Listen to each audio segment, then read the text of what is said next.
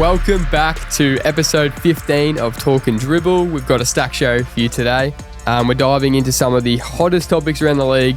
Are the Lakers and Warriors back? Who's leading the MVP race right now? The Mavs season keeps spiraling, and Josh Giddey has quietly been balling out. Then we're putting every NBA team's season into just 3 words or less. Plus, the Dribblers Mailbag is back. We will go through your guys' basketball thoughts and takes. Make sure you're following us on Instagram, TikTok, Facebook, and X for all the best clips and updates. And don't forget, you can listen and watch on Spotify, Apple Podcasts, and YouTube. So let's get into it, man. 100%. We'll go straight into Dribble and Dash. A lot happened this week. Bron, really sad news, groin injury during the fourth quarter against Boston in that loss. Looks like he's only going to miss 1 to 2 weeks, though, so hopefully that's okay. But hopefully the Lakers don't spiral out too much during that. Kyrie Irving gets worse for the Mavs. Out for the season with an ACL injury. Probably will miss some of next year as well. Disaster year for the Mavs, keeps getting worse and worse. All good news, Lakers sitting at the 2 seed.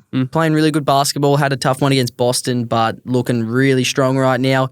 Warriors flaming hot. Come out of the play-in, sitting at the 6 seed pretty comfortably right now and look like not slowing down. Brunson, ankle injury, out for 2 weeks. Looked pretty bad, but 2 weeks I think is not too bad compared to how it looked. Yesterday found out Amen Thompson sidelined for 10 to 14 days with the left ankle sprain. That's a massive out for Houston. Could affect them a little bit as he's been a big role in them playing some good basketball. And then the MVP race is really starting to heat up towards the back end of the year. We got pretty much here. It's a 2-horse race between Jokic and Shea, so it's going to come down to the wire. And then a few days ago, Jokic was the first player ever to record a 30, 20, and 20. Really kind of set the tone for the MVP race. But then Shea bounced back by dropping a 40 bomb on the Nuggets and beating them quite comfortably. So it's just heating up in the NBA world right now. So that's Dribble and Dash concluded. A lot going on. Geez, plenty happening. It's this is a great time of year. Leading into the playoffs a few weeks, it sucks that there's injuries, but yeah, plenty happening. 100%. It's good to watch. It is. So we're today, it's basically we're getting into the hot topics, biggest stories around the league, breaking it down, expressing our thoughts. 100%. And seeing what we come up with. So to start us off, Lakers, just how they're rolling right now. They can, I had a hot take, a few weeks ago when the Luka trade went down, they can make the finals. Right. They are looking real. That take's not looking as bad now. I wasn't on board with it then because I'm like, teams that make big moves during the season, even at the start of a season, I'm not too convinced that they can just put it all together, no preseason together, and just throw it in and make a deep run. But this team looks good. Yeah. This team looks really good. I think they've got the perfect head coach at the head of the realm, making sure everything rolls really nicely. Yeah, I'm kind of on board with you right now. I can't argue. This team is now kind of put under a bit of an injury cloud now that LeBron's out, Rui Hachimura's been out. I think Jackson Hayes is injured as well. So they've got a few injuries. Like we're not sure. They were kind of going to roll to that 2 seed. Yeah. We're not sure how they're going to look with Luka just being like the guy, but I think it's not terrible timing in the sense of Luka will now lead the offense, be like the true leader of the offense. Austin Reeves will have more time to be a playmaker. With LeBron out for these few weeks. It might just get his confidence up a bit. He's been a bit flat since returning from injury. And look, Luka's averaged 24, 8, and 7.5 assists since being with the Lakers. Like that's elite stats for anyone. Points-wise, and his efficiency hasn't been too great. It's been down. So that's just going to keep rising. 100%. But I think the big thing is like their defense is so good. Yeah. Like I think it struggled against Boston. That was the first time we really saw some holes. But that's the craziest thing so far. You're talking about a starting lineup with Luka, Austin Reeves, and Jackson Hayes. All 3 subpar defenders, you would say. They're one of the best defensive teams in the league since getting rid of possibly the best defensive big in the league. So that's really encouraging signs for them. I think there's a lot of good stuff there. And that's the thing, their offense, which you'd see as some absolute powerhouse, has been really patchy. There's moments where it looks elite and they're running the break and it looks unstoppable. There's times it gets stagnant. Luka is still struggling to find his shot. Like that's still really inconsistent. He shot fairly well against Boston. I think those numbers were a bit stuffed. Bit inflated. Really, He didn't actually have that great of a game. No. Jaylen Brown was all over him in the first half. And that was almost like that game, the Boston Lakers game, was kind of a humbling experience for them that they kind of needed. They were flying high, beating all these good teams. Like throughout, since the Luka trade, they've beaten the Nuggets, the Timberwolves, the Clippers twice, and the Knicks. And now they come up against the best team in the league and they kind of got humbled a little bit.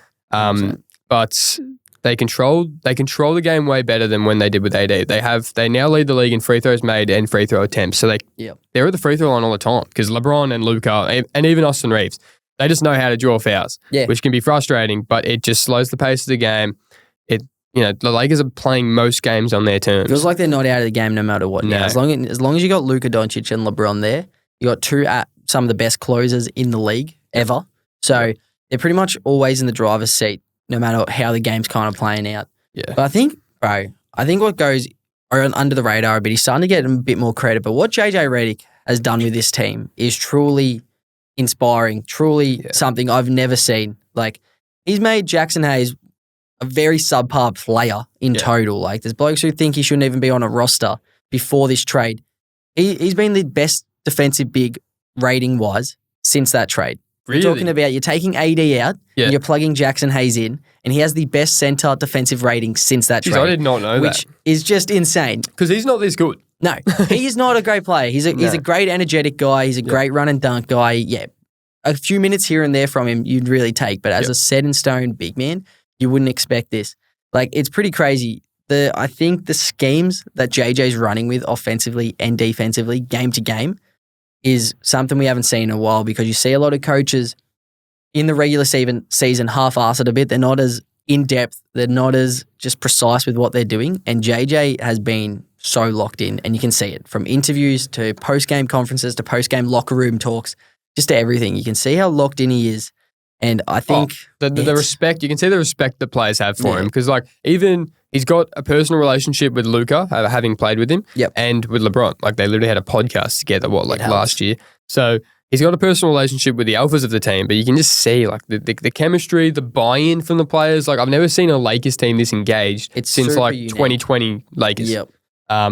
And it's great. He'd be top 3 coach of the year this year. Like, Kenny Atkinson for the Cavs and JB Bickerstaff for the Pistons probably would be the top 2.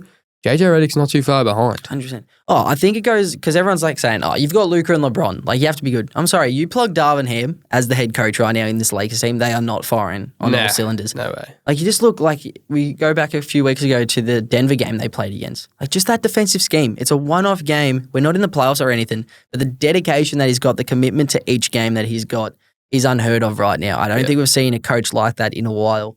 And we could be getting ahead of the gun. It's literally hasn't even done a full season yet, but so far, super convincing for the Lakers. I think they've got a long-term coach there who loves the game. Look, his scheme seems to be working against most teams. I can see it working against most West teams. Yep. We don't know how it's going to look against OKC, but it did kind of get exposed a little bit against Boston. Like, look, they're the best team in the league. Like, they, at least from a defensive perspective, they switch everything. Like, they switch everything.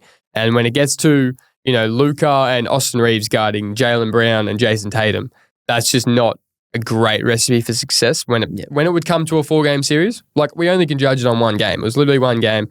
But you have way more confidence on the offense and defensive side for Boston compared to the Lakers. Like, Jaylen Brown and Tatum guarding Luka and LeBron, or Luka and Austin Reeves, you have way more confidence than the other way around. Like, Austin Reeves, Luka, they're flawed defenders. They can hold their own in a good defensive system, but against a team like Boston, where they just have 5 blokes who can shoot the ball, dribble the ball, pass the ball, like, just a stacked offensive unit. That's the thing. I think they're getting as much as they can out of this Lakers core defensively. But that's the thing. When you go up against such an elite team, such a versatile team, a team that literally has blokes who can play 1 to 5. Yep.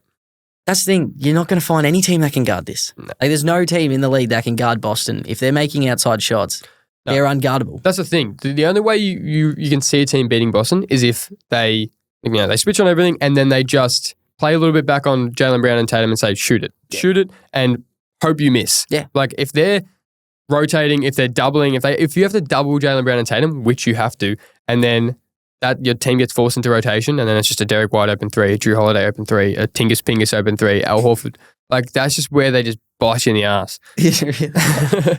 Gets me every time. But the Lakers, they can compete with the Celtics. You saw, like, there was a 15-minute stretch where the Lakers could not score, and then it switched in the fourth quarter. Boston could not score, and then LeBron went down. So it was like they were coming. It was like 4 points, 6 points, and Luka wasn't even playing that well. He was hitting these crazy threes, but like, he actually didn't have that great of a game, and LeBron went down. And that's the thing. During that time when Boston went on that big stretch, I didn't think, like, the Lakers' offense didn't look great, but I didn't think they were getting terrible shots. They're just struggling to shoot right now, and I think a big part of it goes because they're so connected, so locked in defensively. Yeah. You're using a lot of energy on that end, which can lead to short misses and stuff on the offensive side. So they're getting good looks. When you got Luka and LeBron, some of the best passing guards we've ever seen, you're going to get good looks. So the Lakers get that. I just think, their spot-up shooting has dropped off a bit since the trade, but I think it's because they've invested so much defensively because they know they don't have that safety net behind them in AD now. Yeah. They got to put in those extra little miles there, which I think's led to an inefficient offensive kind of start for the Lakers, but I think they will pick up. To be fair, in that Boston game, they didn't have Jackson Hayes. They didn't have Rui Hachimura. Like their main lineup consisted of Dorian Finney-Smith at the 5. Like they were such a small team, so it's not going to be like that. Hopefully, if they're healthy, very small. Yeah, if they're healthy and they got the lineup of Luka, Austin Reeves, LeBron, Rui, Jackson Hayes, and they have Finney-Smith off the bench, Don Connect, Gabe Vincent, even Jordan Goodwin. He's looking like a baller. Like this two-way kind of forward. You can plug in and let him guard the best player on the other team. Right, if they finish, they're going to probably finish the 2 seed or the 3 seed. I think Luka will hold them up and, keep them above the likes of Memphis, the likes of Houston. Golden State are probably a bit too far back. But I hope they get that 2 seed and they have like they verse the 7 seed who will most likely be Could be a Minnesota. Could be a Minnesota. Could be seeing them versus Minnesota in the first round, which is not great for my T-Wolves. No, I think they match up well against Minnesota. Luka has proven that he can cook Jaden McDaniels. Yeah, we've seen there's certain defenders that really work for Luka. So you've got your lengthy types in like your Herb Jones, your Jadens, your Dyson Daniels. He really starts to cook. But those bulkier sort of defenders like we're seeing with Jaylen Brown, your Lou Dortz, just those scrappy kind of built like linebackers really. Those sort of defenders are the ones that give him issues because he uses his size so well. His body, like, obviously, we talk about how he's unfit and stuff at times, but his body, he's so big, he's so strong, he can just bully inside. So those lengthy defenders just have no hope against him. And that's half of Minnesota's roster. So he's got a really good advantage there against them. Yep. I hope they don't play the Warriors first round. I would hate to see a 3 seed, 6 seed Warriors-Lakers matchup. I want both of them to progress further. I think Warriors could present them with a few issues just with the fact that they have Jimmy Butler and Steph Curry. Well, Jimmy's a similar, much more similar build to your Jaylen Brown. So he's a bloke who could give Lucas some struggles. And then you also got Kuminga there. Who knows if he's coming back or not right now, but they've got blokes who can kind of play some fairly well defensive schemes on Lucas. So could be a tough matchup, but we don't want that in the first round. We don't. But we do need to give LeBron his credit. We don't give LeBron much credit on this podcast. We don't really mention him much at all. One player of the month at 40 years of age. Like the oldest player to ever win it.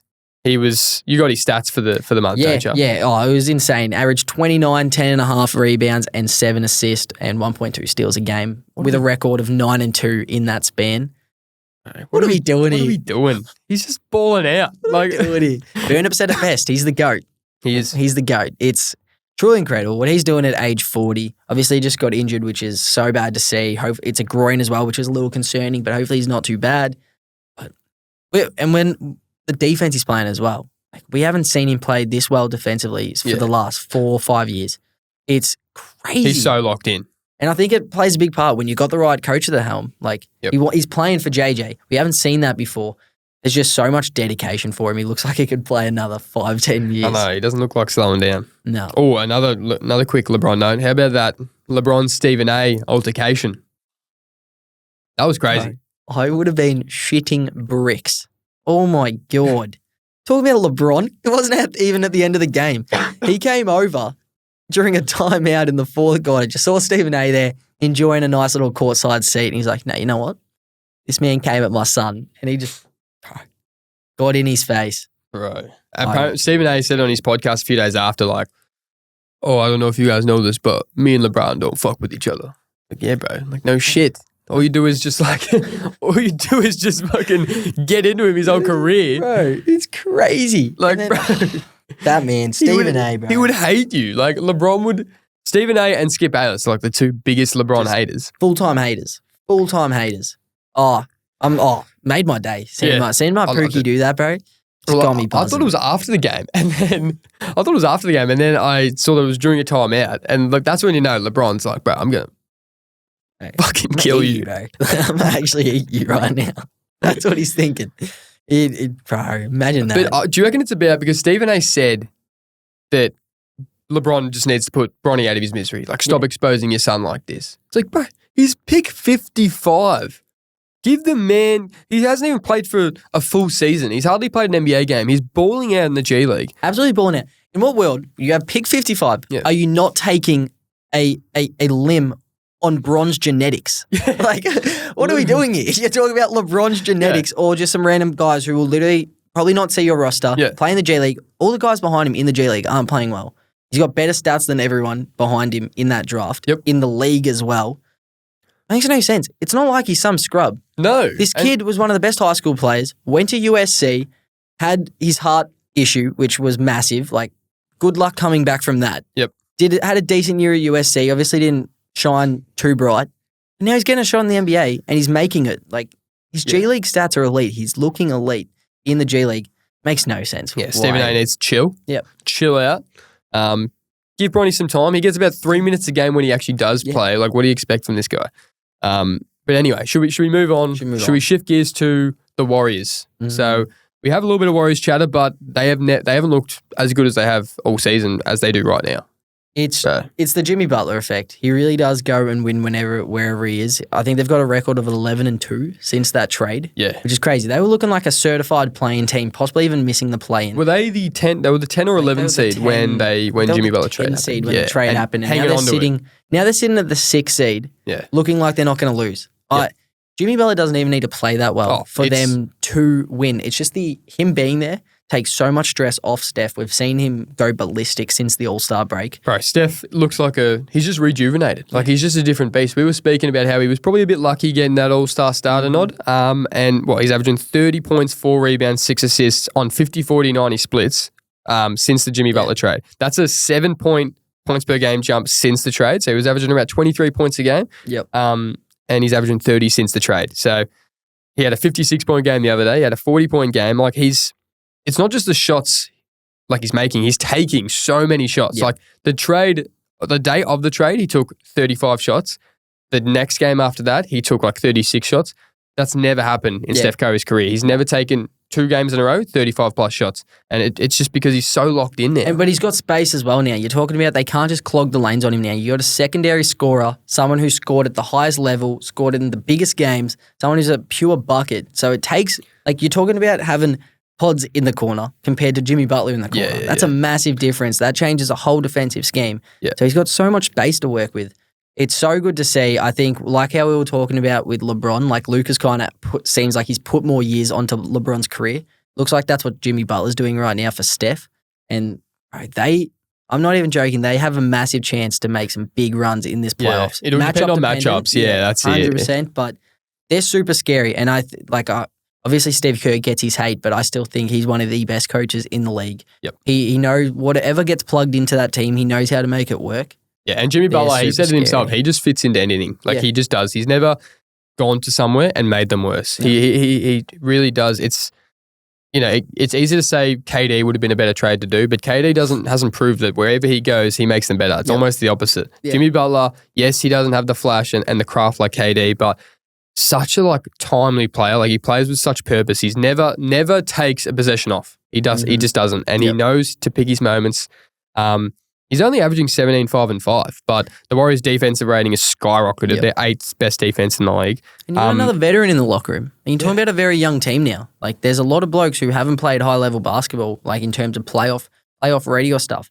Brings in another very veteran player, like a bloke who can lead. Yep. Like, it's super. And when do you see Steph Curry get open threes? Like, Never. It's not like he's getting them all game, but he's had several times where he's had open threes, and he has not had that for years. I watched the Orlando game where they had a massive comeback against the Magic, and I think, what did he hit? He hit like 11 threes or something? Yeah. 12 threes maybe?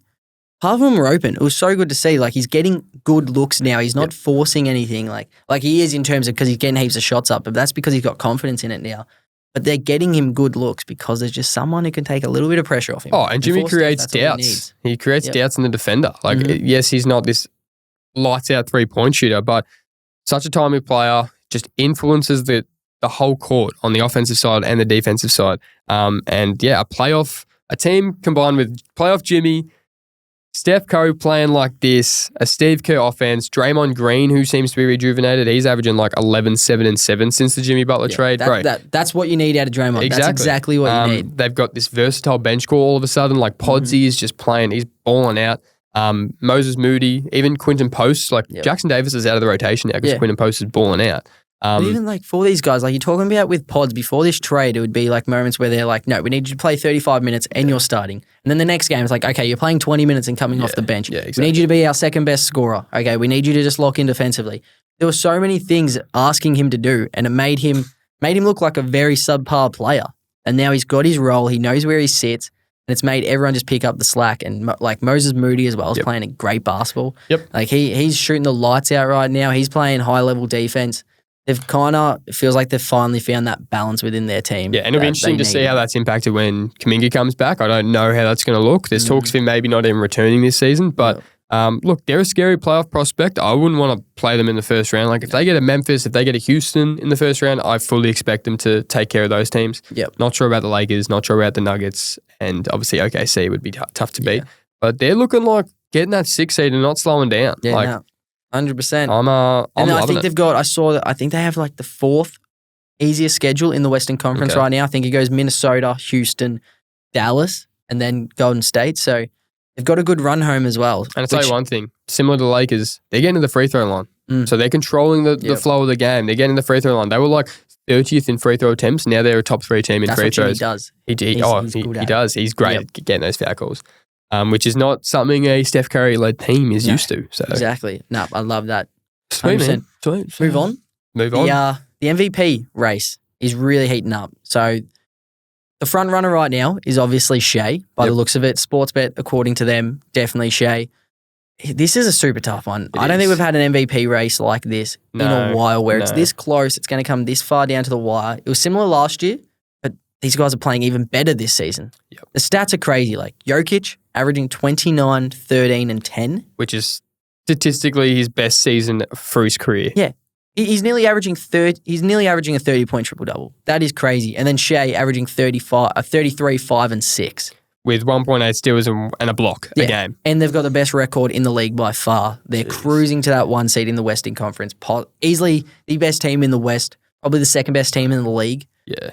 And he's flirting with a 50-40-90. Like he's 52% from the field, 37 from 3, 90% from free throw. Like, all right, he's the best player on the 4th best offensive team, the 1st in defensive rating, 1st in net rating. Like it's tough. They lead the rest with a 53-11 record. That's 12 better than the next team. Like they're just so much better than any other West team. But then I look at it and I see Denver are at a very different point in their season and in their kind of contention compared to Thunder. Denver kind of had this Thunder run a few years ago where it's like where the regular season was super important to them. It was get that 1 seed, show how good we are, show how dominant we are, where they're kind of not at that now. They've won their championships. I think they're a bit more cruisy in terms of with the regular season. The team isn't as strong anymore. We're talking about they've lost blokes like Bruce Brown since that trade, KCP since that trade. Yeah. Like they've lost key guys. So there's this massive offensive load for Jokic. 100%. And Jokic, he averages more assists, more rebounds. He shoots a higher field goal percentage and a higher 3-point percentage. He's shooting 58% from the field, 44% from the 3, and 82% from the free throw line. He's a big man, so you'd expect that. But 44% from 3.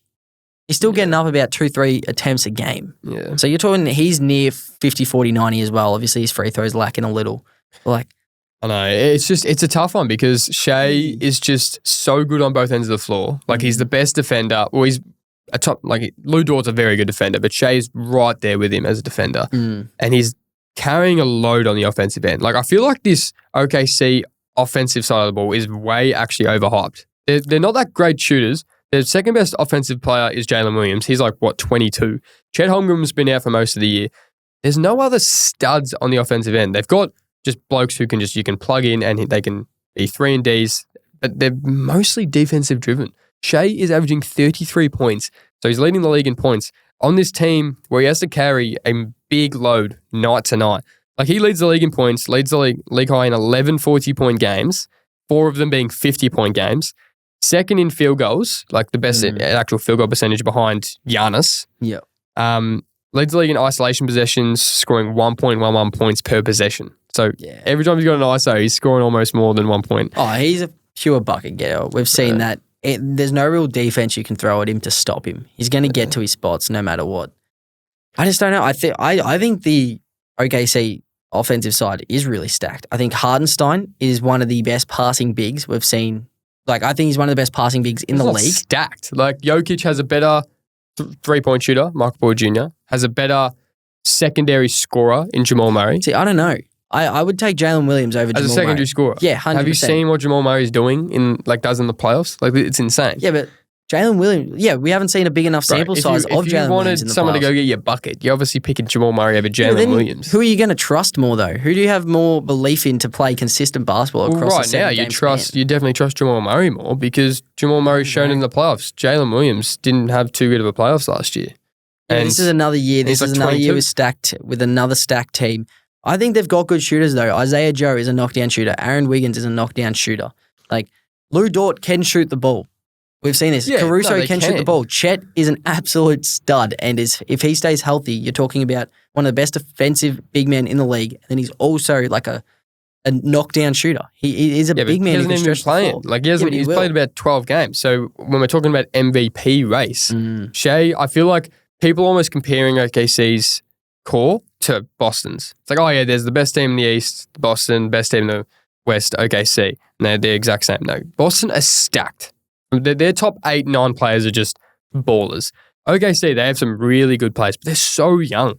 And Shea, like, it's almost downplayed how big of a role he's playing in this team. He's not even old himself. He's 24?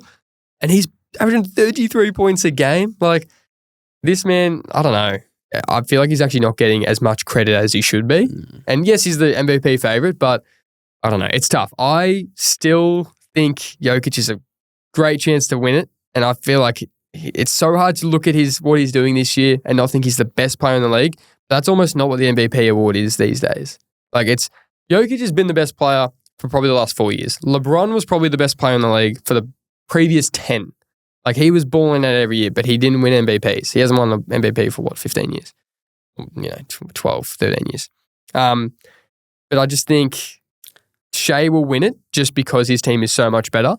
Well, that's the I don't want to take anything away from Shea. He's having one of the best years we've seen in a while. He's easily right now a top 3 player in the league.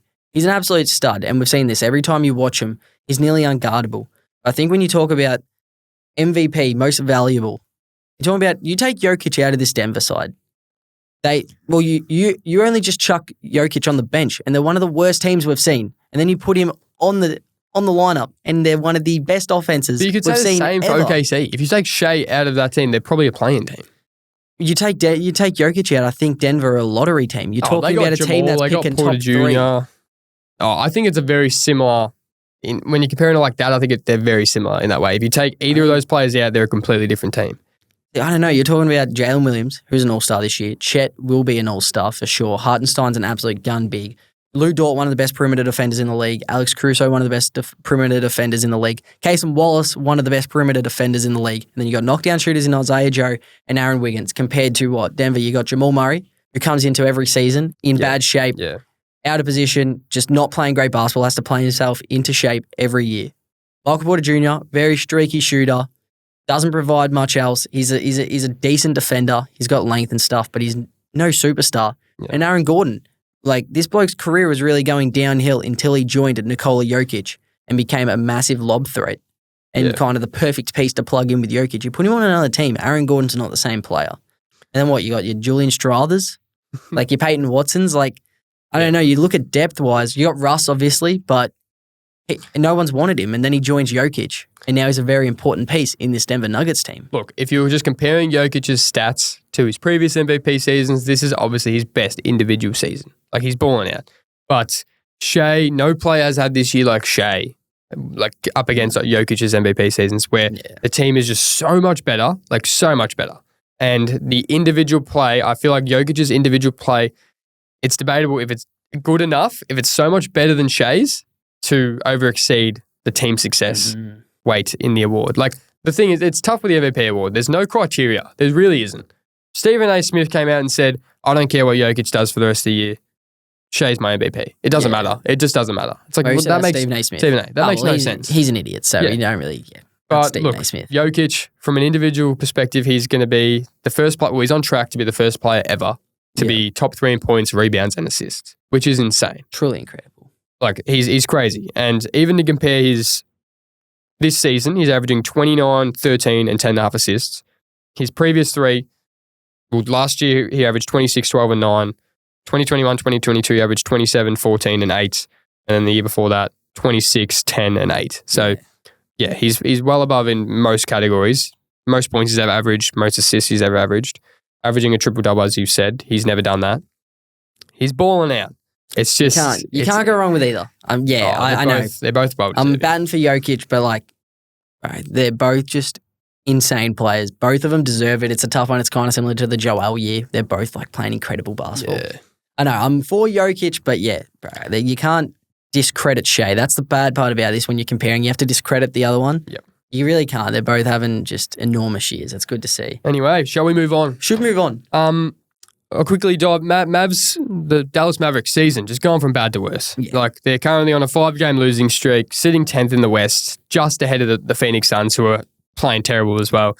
They've won 3 out of their last 7 games. Like, their injuries are just crazy. You look at this timeline. You're talking about in just a couple of months, they've had Lively injured, then Luka traded, AD comes in for him, gets injured in the first game, then Gafford injured, trade away Quentin Grimes for Caleb Martin, and then a few weeks later, Kyrie Irving out for the season now with an ACL injury. And then because of that, it looks like AD will be shut down for the rest of the season with his injury and not risk any further damage. It's just shattering. Like, that's probably the worst season you can have. You could. And it's talking about a gamble that has just completely blown up in your face. Like, Nico Harrison, he's just probably like, bro, what did I do to deserve this? Yeah. Well, I'll tell you what you did. Trade away your franchise player. And the worst thing is like, yep, all these injuries have happened and you trade away Luka and it's like, oh, well, you know what? Well, at least we have, I don't know, maybe like 6 first-round picks because we trade away Luka. No, you got one. You got one first-round pick and a 33-year-old, well, however old AD is, a mid-30s player who's about to,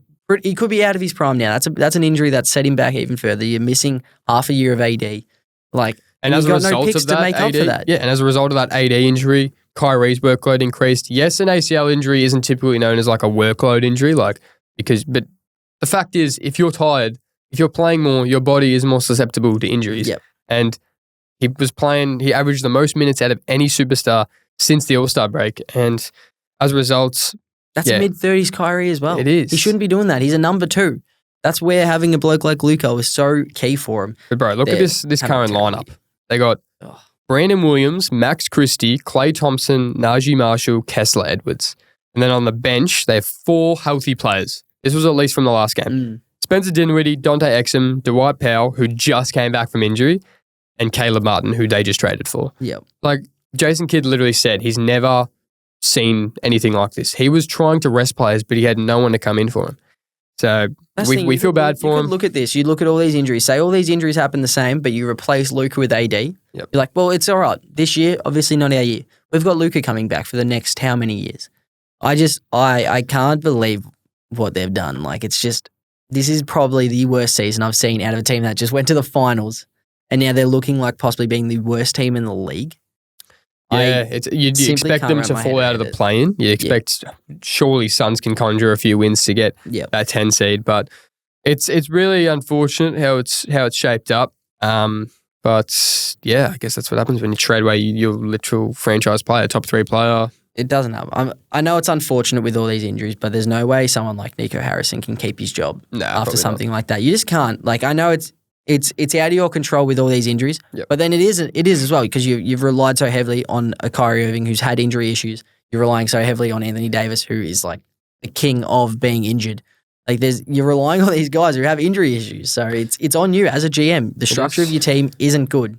This falls on you. Yeah, there's no way he can keep his job after this. Nah, probably not. Nico Harrison, watch out, man. Watch out. Dribbles after you. Josh Giddey. Have to give this man his props. Since the All-Star break, averaging 22, 10, and 8. So that's in his last 9 games. Man, he's killing it. He's a dog right now. Yes, it's not actually translating to many wins for the Bulls. I'll give you that.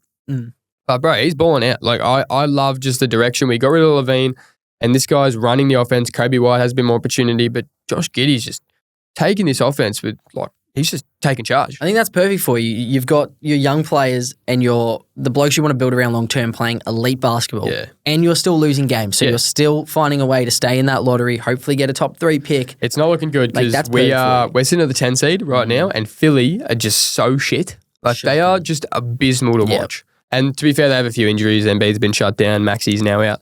But they are actually, I watched a game of theirs the other day. I can't remember who it was against. But they are probably the worst team to watch in the league. And the Wizards is still a team. So it's going to be tough for Bulls to kind of fall out of that plane. But we saw Atlanta were a playing team last year and they got the number 1 pick. Yep. But Giddey, man, balling out.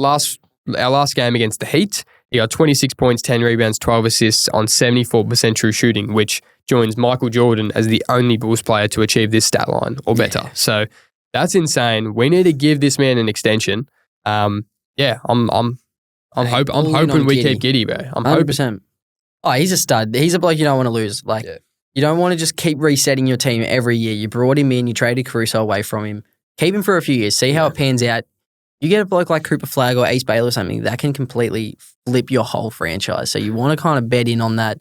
You need blokes you keep around. You need to keep some sort of structure. I don't see Giddey as this trade piece we can just offload. People forget how good he was early on with OKC. His rookie year and his sophomore year, balled out. He was just a little redundant in that OKC offense in that third year, and his defense was just a big no-no for the Mark Dagnall defensive mindset. For sure. That's all right.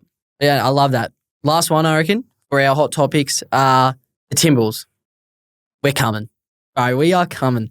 We have the easiest remaining schedule left in the Western Conference, which is a massive plus for us. Obviously, we got tough teams to chase in terms of Warriors and Houston, but I think we're a massive bogey team for a lot of those top teams in the Western Conference. I think we match up really well with them. We're 5-0 since Julius Randle rejoined the team, and then 10-0 in his last 10 games as well. I did not know that. That's great. Because we've been speaking about how Julius Randle was just not fitting on this team. Yep. And then you look at the stats, it's crazy. Over those 5 games, he's got a total of 36 assists. So he's in his last 3, he had 9, 9, and 10, which is crazy. His dribble, everything he's doing, his dribble, drive, and kick ability since coming back has been super impressive. His shot per game has gone down, which is exactly what we need because once he was out, we saw a massive just balance with our team. And he's come in and he's fit in perfectly. We're getting open looks all the time. We got Jaden in the corner whose scoring's gone up massively. We've got Nas coming around whose scoring's gone up massively. Everyone's offensive ability has jumped heap. And then it's continued to grow since Julius Randle's been back. So I kind of thought he was this kind of player in our team that it's like, shit, if he's out, we look a lot better. We need to move him off. We need different pieces for him. The stats don't lie. He is better for the Minnesota Timberwolves right now. We're a better team with him in. We're 5-0 since him coming back. I know it hasn't been great competition, but it's been super, super encouraging. Last game, so yesterday, against the Spurs, was our best offensive rating we've had the entire season. Yeah, so another West team trending up. It's going to be tough for all these teams to fit into the playoff matchup, like the playoff bracket come playoff time. 100%. But I'm keen to see it. 100%. Dante's back as well. He's shooting 50+% from 3 since rejoining the team. So he's played his last 7 games and scored over 15 in 4 of them. Yep. And then Jaden having career highs in points, rebounds, and assists as well. There's a lot to like. And then Ant's playing great basketball. Telling you, buy your stock in the Minnesota Timberwolves right now. We are coming. Telling you, I'm super keen. We just need to try and find a way to jump out of that play-in and get that 6 or 5 seed. Love your work, man. So we move on to, we haven't done this before. We're going to be describing every NBA team's season in 3 words or less. Okay? So we'll just smash through these. We're going to go back and forth. So I'll start us off. So the Atlanta Hawks, Dyson Daniels, Defensive Player of the Year. Boston Celtics, versatile, effortless, complete. Okay. Brooklyn Nets, mid as usual. The Charlotte Hornets, lost before beginning. Okay. Like that. Chicago, keep young core. Cleveland Cavaliers, the real deal. Yeah, I like that. Dallas Mavericks, worst trade in history. So that was 4. 4, but in's just a filler. Just combine them. Denver Nuggets, Jokic or nothing. Yeah, valid. Detroit Pistons, Cade Cunningham, him. Yeah, love that. Balling out. Golden State Warriors, one last ride. Ooh. I reckon they got more than one last round. We'll see. I like that though. Sounds like it's off like Fast and Furious. That's right. Houston Rockets, young, hungry defense. Love that. The Indiana Pacers, missing a piece. Telling you they're just a piece away, I believe. I actually like that. LA Clippers, defense wins games. The Lakers, ready to explode. Yeah, they're coming, man. Memphis, dangerous but limited. Yeah. I like it. Miami, bad or good? We don't know. I don't know. They're very interesting. I like that. Milwaukee, scary if healthy. Yeah, very true. Minnesota, West sleeping giant. Okay. Yeah, it's not biased at all. Here we go. Sure, buddy. New Orleans, injuries from start. Yeah, shattered. They've been cooked. Yeah. New York Knicks, possible fraud watch. Jeez. I know. Can't beat a top team. That's crazy work. Harrow loved that one. OKC, best in West. They're the Alphas of the West. 100%. Orlando, destroyed by injuries. Yeah. Similar with the Pals. Philly, process is over. Call it. Yep. Put a fork in her. She's cooked. Yep, 100%. Phoenix, biggest disappointment ever. Ever. Jeez. We'll have to ask Mum about that because she's got a lot to say about you in that topic. Portland, young core balling. Jaden Sharp, Scoot. I think great Simmons. They're playing well. They've got a better record than Spurs. I love that. Sacramento, quietly playing well. Thought they'd be a terrible team. They're playing some good basketball lately. Zach LaVine is a gun. They're looking like getting a playing spot. I think they will. Could potentially sneak into the playoffs. San Antonio, cooked by Wemby. Yeah. Everyone was high on these guys when Fox was traded there, and as soon as Wemby was out, you kind of just write off the season. 100%. Toronto, pieces to like. I think there's a lot of good signs about them. They could be a different team next season. Yep. Utah, they're still playing. Has anyone watched a Utah game this year? You wouldn't catch me doing that. Don't put yourself through that. I remember the Bulls were playing them and I turned it on and I just quickly was, I'm good. Might watch Better Homes and Gardens or something. They're just no good. They're not even playing their players anymore. No, it's shocking. Isaiah Collier running out there. I don't know. Washington, what are you?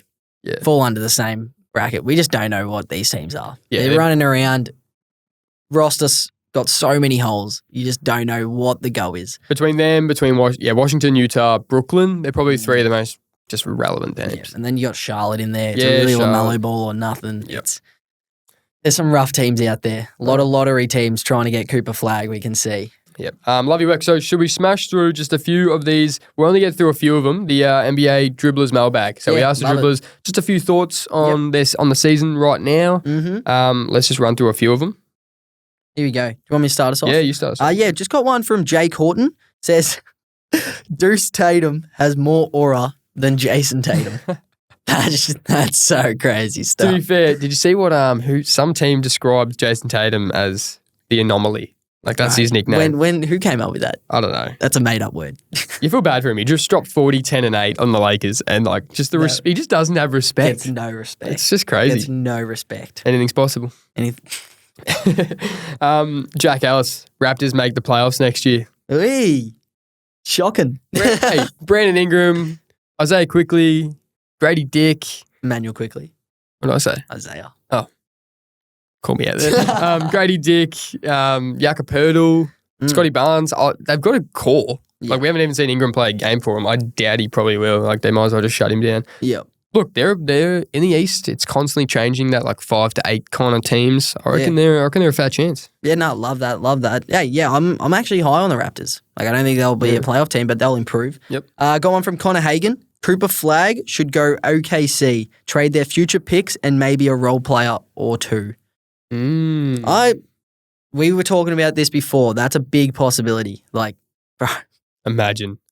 A team wouldn't let them do that. A team trading whoever gets the number one pick won't trade the number one pick to OKC. They'd have to. I don't actually think there'll be a hole big enough for any team to give up on. Because he's just a franchise changer. Yeah. And the fact is, if a GM did that, they would get fired. Yeah. You're not trading away a Cooper Flag for 7 future first round picks because it's just these are the plays you wait for. Yeah, don't let Nico Harrison get that number 1 pick. He'll go get KD. Ollie Grinley. If Nikolai Jokic was American, he'd be the most famous person on the planet. Look, lots to unpack there. I don't know what the fuck to do with that.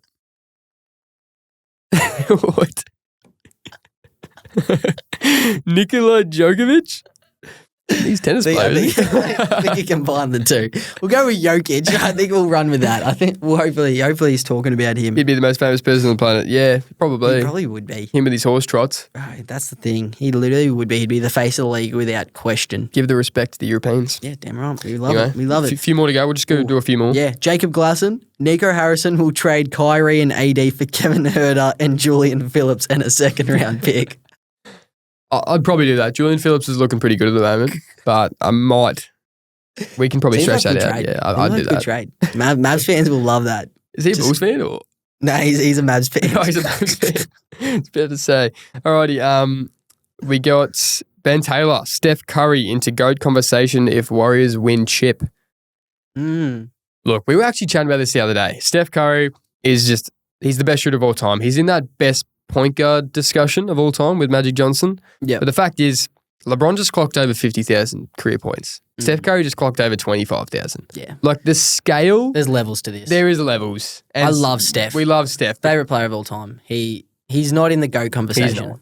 When the GOAT conversation really is just MJ LeBron. Yep. Which we will eventually get to that. We haven't really chatted any GOAT conversation at all. But Curry, he's our favorite player of all time. He's just not there. No. He's not. Individually, there is levels, and LeBron is just a different beast. Yeah, 100%. So, yeah, I love it. I love the Steph respect, but there's no way he can be in GOAT talks.